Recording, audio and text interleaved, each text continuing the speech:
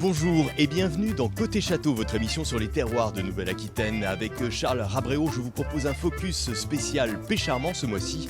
Vous allez découvrir tout de cette appellation du Bergeracois avec ses figures, mais aussi la nouvelle génération de vignerons. Allez, entrez dans ces rangs de vignes. Côté Château, c'est chez vous.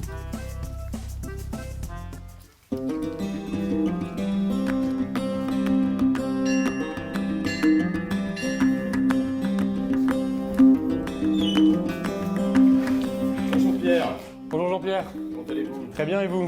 Très bien, merci. Bienvenue au Château Tervieille à Pécharmant. Le Château Tervieille, c'est un domaine familial qui a été créé en 1989 par mes parents Jérôme et Dolores. Et me voilà aujourd'hui de retour sur ce formidable vignoble familial. Écoutez, sous vos yeux, vous avez l'ensemble des silex qu'on a trouvés sur la propriété lorsque nous avons planté les vignes depuis 1989, puisque le Château Tervieille est situé sur un atelier de taille préhistorique avec des silex, des biphases, des points de flèche qui datent de plus de 30 000 ans, voire jusqu'à 300 000 ans. Mais c'est aussi extraordinaire pour nos vignes, puisque le silex dans le sol apporte à nos vignes et à nos raisins du coup beaucoup de minéralité, ce côté un peu pierre à fusil, c'est un peu une signature pour notre vignoble, car les sols sont un petit peu à l'origine de la grappe, et la grappe c'est ce qui fait notre raisin. Moi qui ai les chevreuils qui s'en fait plaisir. Mais c'est bon, ça a bien évolué là en termes de... C'est bien amélioré. Marrant, en 3 jours. T'es allé voir les merlots au château d'eau là-haut, ce que ça donne? Bah oui, je suis passé ce matin, c'est très humide. Oui, c'est joli dans l'ensemble. Bon voilà papa, écoutez, on a commencé à préparer la cuverie, on est en train de tout nettoyer pour réceptionner la vendange. Dans la vigne, ça commence à être bien au niveau de la maturité. Moi, je trouve que le plus compliqué dans ce métier, c'est de déterminer la date exacte des vendanges. Il ne faut pas ramasser trop tôt, il ne faut pas ramasser trop tard. En fonction des parcelles, en fonction du terroir, bien sûr des maturités sur chaque parcelle, c'est toujours quelque chose d'un petit peu délicat à déterminer.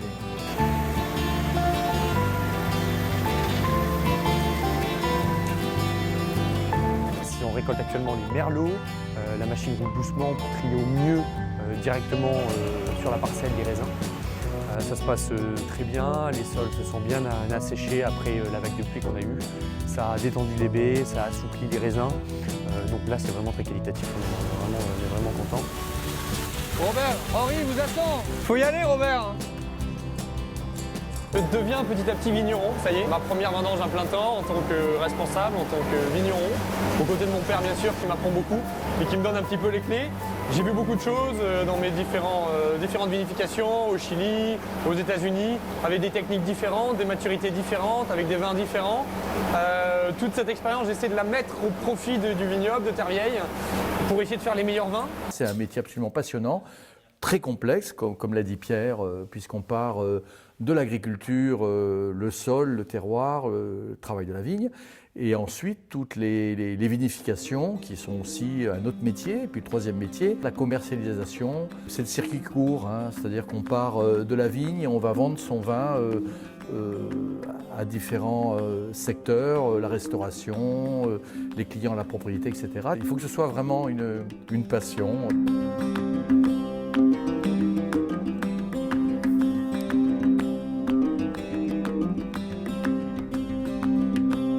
On se retrouve avec Pierre et Jérôme Morand-Monteil au beau milieu des vignes de Tervieille. Alors Pierre, dites-nous, ces vendanges 2019, elles ont été quelque peu retardées. Pourquoi? On les a attendues longtemps effectivement puisque début août on n'a pas eu une goutte d'eau et donc la vigne a besoin d'un petit peu d'eau quand même si elle a passé un très bel été. On a une récolte formidable qui commence tout juste.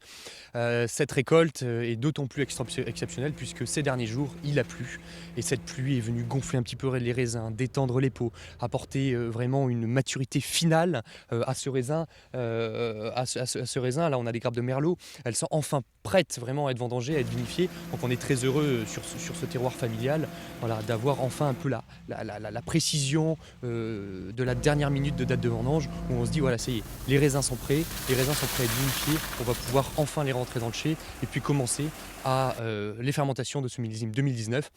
Et puis après tout le travail de l'année, l'élevage, etc. pour faire un formidable millésime, j'en suis sûr.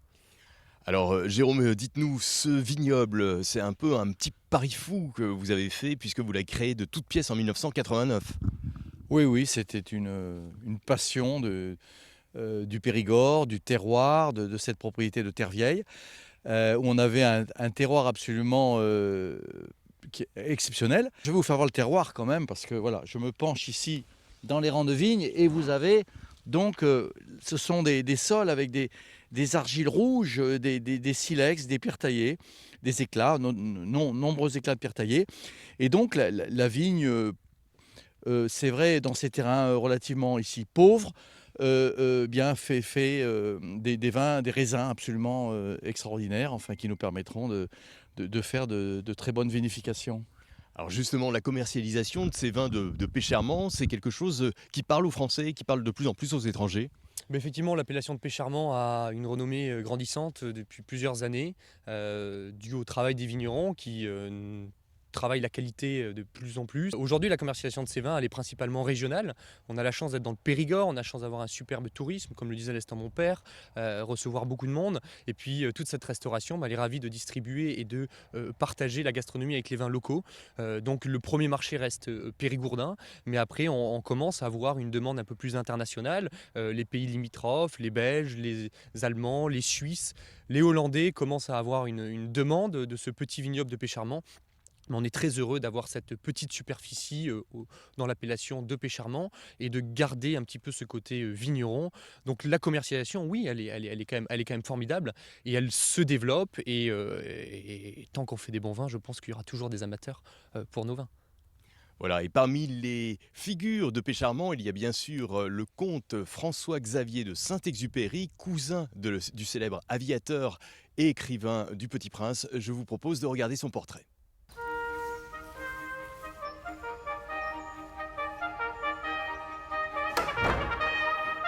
Bonjour Jean-Pierre. Bonjour François-Xavier, vous allez bien? Oui, très bien. Venez, entrez au château de Tiergan. Vous allez découvrir ce magnifique escalier. C'est quelque chose qui est une œuvre d'art qui date de 1865 et qui est majestueux. Monsieur le comte, on a un portrait de Louis XVIII. Oui, la royauté, mais si vous voulez, projetons-nous dans la modernité de la viticulture et de la région de Bergerac. Bon, ça c'est quelques souvenirs anciens. Voilà, la salle à manger familiale et le salon où on va pouvoir prendre une tasse de café. Jean-Pierre, une tasse de café? Volontiers. Ouais, c'est un château qui a été construit début 1720 et beaucoup modifié au 19e siècle, à l'ère de la modernité, pour faire une ferme modèle, pour faire le 19e en Dordogne. Et c'est à ce titre-là qu'il a été inscrit à l'inventaire supplémentaire des monuments historiques. C'est une bâtisse qui a été beaucoup rénovée au 19e siècle. Et donc, les Lapanous qui ont acheté le château, qui étaient des Parisiens, ont mis beaucoup de zinc sur les fenêtres et sur la toiture.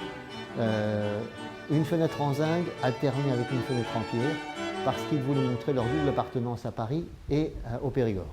Et donc le zinc, après 180 années, eh bien, il faut changer et faire appel aux compagnons pour rénover tout ça. C'est assez onéreux, bien sûr, mais il faut le faire pour protéger l'édifice. On a fait 2 tiers des toitures, il reste 1 tiers et voilà, il faut le faire. Pour tout ouvrir, il faut une bonne demi-heure et puis 3/4 d'heure pour tout refermer. C'est un château assez grand avec beaucoup de fenêtres. Et voilà le plan qui vous présente l'ensemble de la propriété, le château lui-même, et puis le parc et les vignobles.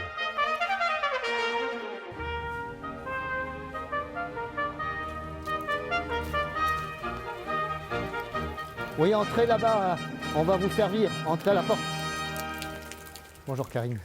Donc les commandes, l'Angleterre, donc 2 palettes à partir avant la fin de la semaine. Donc il faut compléter la palette qui est là par une autre palette. Et ça, c'est à partir par UPS. Donc 6 cartons de cuvée Grand Millésime 2015. D'accord. Bonjour Amaury, qu'est-ce que ça donne? Bien, et vous-même? Ça va, ça va. Bah écoutez, ça va, ça vit plutôt bien. Oui, ça sent bon. Hein. Vous pouvez m'en tirer un échantillon que je goûte? Bien sûr.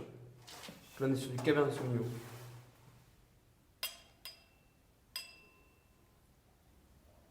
C'est encore un peu fermé. Puis le fruit vient sur un cassis intense, c'est intéressant. Il y a un très joli nez, beaucoup de finesse. Les vins de Pécharmant ont cette capacité d'avoir de l'élégance et de la finesse en bouche.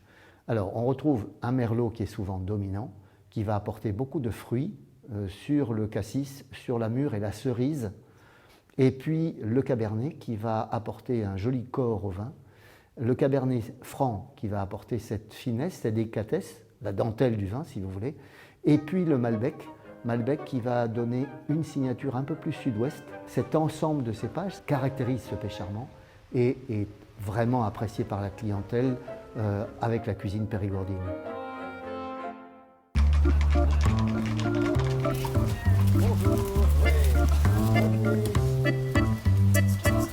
On se retrouve en Pécharmant, en charmante compagnie, avec Cécile Lelabousse pour parler de Vitirêve.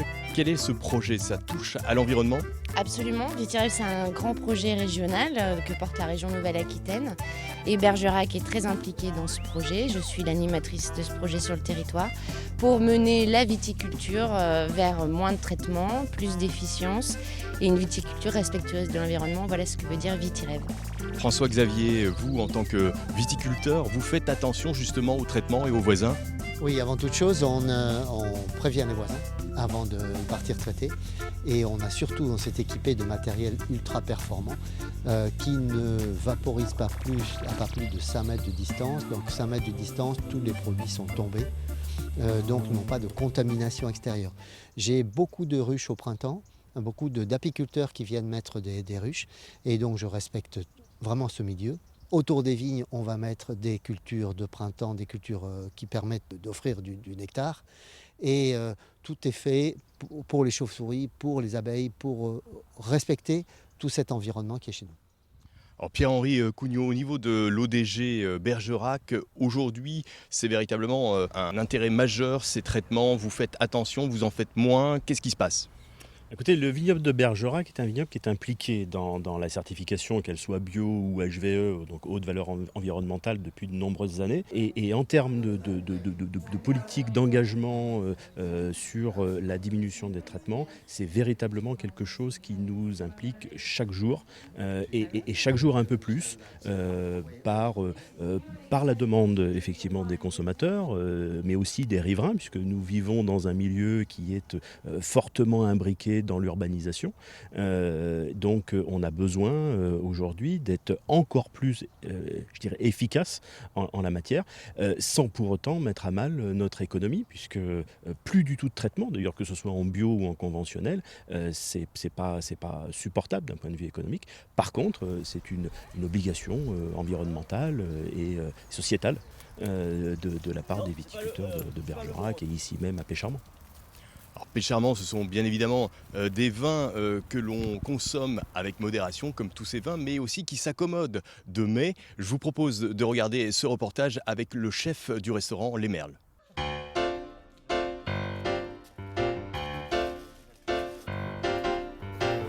Bonjour tout le monde. Vous allez bien? Bienvenue. La saison n'était pas trop mal. La saison était bonne. Et j'espère pour vous aussi. Qu'est-ce que vous avez amené? C'est notre cuvée un peu prestige sur le vignoble de Terre-Vieille, en millésime 2015.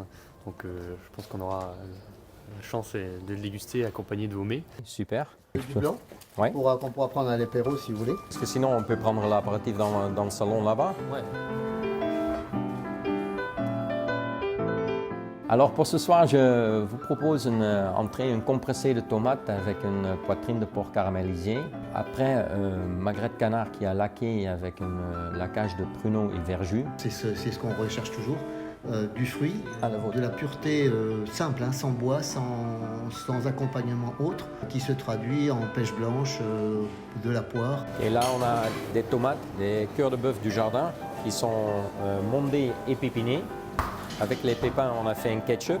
Et le ketchup, on utilise pour lier tous les lamelles de tomates ensemble. Le tomate qui a déjà une acidité de lui-même, avec le rouge, non, ça donne un goût plutôt de métal. Avec le blanc, très bien, super.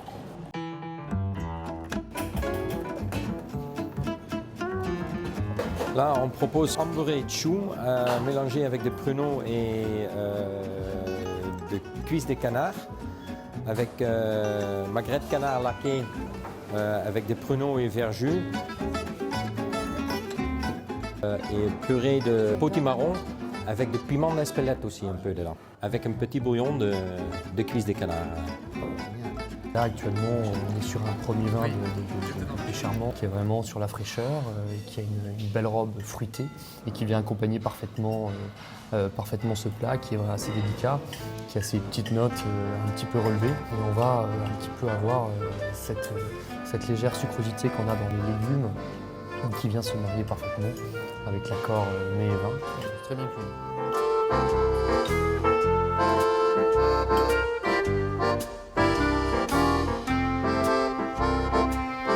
On ne pouvait pas quitter Pécharmant et Bergerac sans parler de Quai Cyrano avec vous, Paul-André Maria. Alors dites-nous, qu'est-ce que vous avez voulu faire ici, un véritable écrin pour ces vins de Bergerac? Oui, pas seulement pour les vins de Bergerac, c'est vraiment un projet qui va servir à au Grand Bergeracois, au grand territoire, avec à la fois l'Office du tourisme, un espace Cyrano et bien entendu la grande boutique des vins de Bergerac. Alors ici, on voit, il y a tout de même un panel assez étonnant, c'est tous les vins de la région. Tout à fait, c'est tous les vins des viticulteurs qui sont adhérents à la route des vins, donc ils sont tous représentés ici. Et donc notre objectif, c'est que Quai Cyrano devienne vraiment le point de départ de tout l'espace éno-touristique du Grand Bergeracois, donc aller vers les propriétés, mais aller aussi vers toutes les destinations touristiques majeures de ce territoire. Paul-André, chaque jour, on peut trouver ici un vigneron, Sébastien, qui est là et qui présente ses vins. Oui, aujourd'hui c'est moi qui présente mes vins et tous les jours à la période estivale, un vigneron différent présente ses produits. Et vous venez d'où? Moi je suis sur le secteur de Montravel, à Fougueyrolles. Je suis producteur de vins biologiques. Et ce qui est formidable aussi, c'est cette fabuleuse terrasse que vous avez aménagée. Pourquoi? C'est une terrasse justement pour pouvoir déguster des vins en regardant couler la Dordogne, les Gamarres et tout le paysage de cette magnifique vallée qui est vraiment l'emblème majeur de Bergerac. Notre objectif, je le répète encore, c'est de faire de Quai Cyrano un espace touristique majeur entre la Cité du Vin à Bordeaux et tout ce qui est Sarlat, ça ici. C'est vraiment un point majeur pour le grand territoire de Bergerac. Ainsi se termine ce numéro spécial de Côté Château sur Pécharmant. Prochain numéro en novembre sur Sauternes. Carpe diem, portez-vous bien.